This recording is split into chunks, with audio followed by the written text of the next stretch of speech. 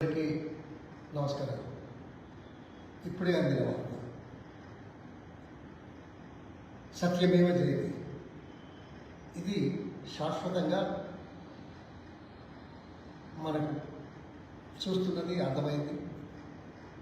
ప్రపంచంలో, ప్రాంతంలో, సమాజంలో సత్యానికి విలువ ఉండాలని చేసే ప్రయత్నంలో న్యాయం వస్తుంది. ఇప్పుడే అందిన వార్త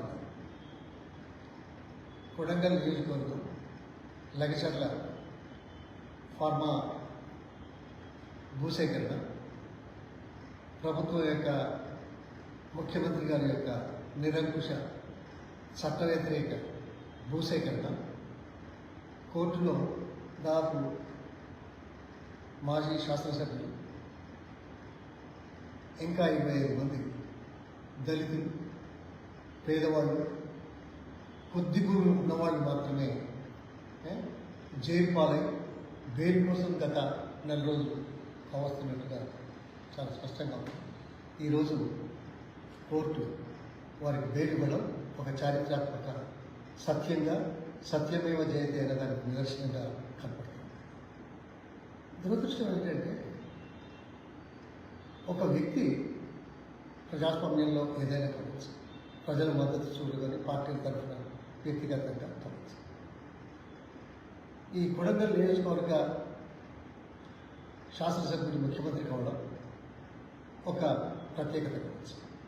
కానీ ఆయన ఒక నెల రోజుల్లో పడినే 3 పర్యాయాలు ఎన్నికల్లో పాల్గొనే ముందు నామినేషన్ వేసేటప్పుడు రాజ్యాంగం మీద ప్రమాణం చేశారు. అదేవిధంగా ఎమ్మెల్యేగా ఎన్నిక కావడంతో ప్రమాణం చేశారు. ముఖ్యమంత్రిగా ప్రమాణ స్వీకారం చేశారు. అంటే 3 పర్యాయాలు రాజ్యాంగం మీద నేను రాజ్యాంగానికి కట్టుబడి ఉంటాను అనే మాట, రాజ్యాంగాన్ని కాపాడుకుంటాను, చట్టానికి ఏది కూడా వ్యతిరేకంగా పని చేయను అని ప్రమాణం చేసిన వ్యక్తి నెల రోజుల్లో కూడా 3 సార్లు చేసిన వ్యక్తి ఈ దురదృష్టం ఈ రాష్ట్ర ముఖ్యమంత్రి రేవంత్ రెడ్డి గారు. కానీ చట్ట ప్రకారంగా వ్యవహరించారా ముఖ్యమంత్రిగా? 2013 భూసేకరణ చట్టం ఏం చెప్తుందో తెలీదా? 80% మంది సమ్మతి ఉంటే భూసేకరణ చేయాలని ఉన్న నగ్న సత్యాన్ని గుర్తించలేదా? గుర్తించడమే కాదు, అది పక్కన పెట్టేసి మరి నిరంకుశంగా బాధ పెట్టి భూములు తీసుకునేటువంటి పరిస్థితులు ఎందుకు సృష్టించబడ్డాయి అనే దానికి సమాధానం పెద్ద కూడా అవుతుంది. చిన్నవాడు, పేదవాడు, అరెకరము, 2 ఎకరాలు, ఎకరం ఉన్నవాడు, దళితులు, గిరిజనులు, ముఖ్యంగా గిరిజనులు వాళ్ళ సమ్మతి లేకుండా ఇప్పుడు భూమి, ఆస్తి ఈ చిన్న కుటుంబాలకు ఒక హృదయంలో తరతరాల నుంచి వచ్చినటువంటిది కాబట్టి అది ఉంటుంది. అందుకే చట్టంలో 80% ఒప్పుకోవాలనేది, అందరినీ ఒప్పించి చేయాలనేది ఉంది. కానీ ఆ చేయలేదే. హింసలు గురి చేశారు, బేడీలు వేశారు, జైలుకి తీసుకెళ్లారు, బేడీలతో దవాఖానలో కూడా పోతున్నారు, పంపించారు. ఇదా వాళ్ళు ఏమన్నా దేశద్రోహులా, లేకుంటే టెర్రరిస్టులా, లేకుంటే గతంలో ఏదైనా చరిత్ర ఉందా వీళ్ళ మీద? మీరు అరెస్ట్ చేసిన వాళ్ళ మీద? ఈరోజు ఇప్పుడే కోర్టు వాళ్లకు బెయిల్ ఇచ్చినట్టుగా ఇప్పుడే వార్త వచ్చింది. బహుశా ఇంకో కొద్దిసేపటికి ఆ పేపర్ కూడా వస్తుంది, నేను చూపిస్తాను. అంటే ఏమన్నట్టు, ఇంకా దురదృష్టం ఏంటంటే ఈ సందర్భంగా ఈ విషయం మీద దేశంలోని సంస్థలకు రిప్రజెంటేషన్ ఇవ్వడమే కాకుండా ఏంటిది, హ్యూమన్ రైట్స్ కమిషన్ రిప్రజెంటేషన్, మహిళా కమిషన్కి రిప్రజెంటేషన్, అదేవిధంగా దళిత హక్కుల మీద పోరాటం చేసే సందర్భంలో దళిత దీనికి కూడా కమిషన్ కూడా పోయింది, ఎస్సీ కమిషన్, అట్లాగే ఎస్టీ కమిషన్. ఎప్పుడైనా 4 కమిషన్లకు ఈ వార్త చేరిందనేది మనం ఈ గతంలో ఎప్పుడైనా చూసాం.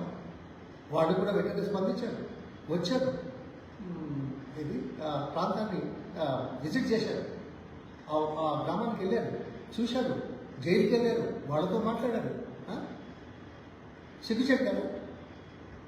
ఇవి 4 కమిషన్లు దీంట్లో చర్య తీసుకోబోతున్నాయి, గుర్తించాయి, వచ్చారు, పరామర్శించారు, వాస్తవాలు తెలుసుకుంటున్నారు అనే నెపంతో భవిష్యత్తులో ఏదో జరగబోతున్నది, నేను దీన్ని అతిక్రమించాను, చట్ట వ్యతిరేకంగా చేశాననే దాంతో 10 రోజుల కింద అది క్యాన్సిల్ చేశారు ఫార్మర్. తర్వాత ఇండస్ట్రియల్ కారిడార్ అని ఇంకేదో పెడతారు. ఇండస్ట్రియల్ కారిడార్ అంటే ఇంకేమన్నా కొద్దిగా వెసులుబాటు కలుగుతుంది. మరి వాళ్ళ భూములు కూడా ఉన్నాయి. టీఆర్ఎస్ పార్టీ మా నేతలంతా ఛాలెంజ్ చేశారు. ఇప్పుడేదో నువ్వు 20 లక్షలకు ఇస్తున్నావు, 20 లక్షలకు నీ దగ్గర ఉన్న భూములు 20 లక్షలతో పాటు మరో 5 లక్షలు పార్టీ పరంగా మేము ఇస్తాం, అక్కడ పెట్టుకోండి, వీళ్ళ భూములు వీళ్ళు కూర్చోండి అని మాట్లాడారు. ఒకటి చట్ట వ్యతిరేక, రెండవది పేదలను అంచివేసే కార్యక్రమం, మూడవది నిరంకుశంగా ప్రవర్తించడం, తర్వాత ఇదేంటి మనం దీన్ని ఏమంటాం, very bad as a matter of fact, హింస. ఈ రాష్ట్రంలో గతంలో ప్రభుత్వాలు భూసేకరణ చేయలేదా? వాళ్ళు నొప్పించలేదా? లక్షల ఎకరాలు తీసుకోలేదా? ఎలా వచ్చింది?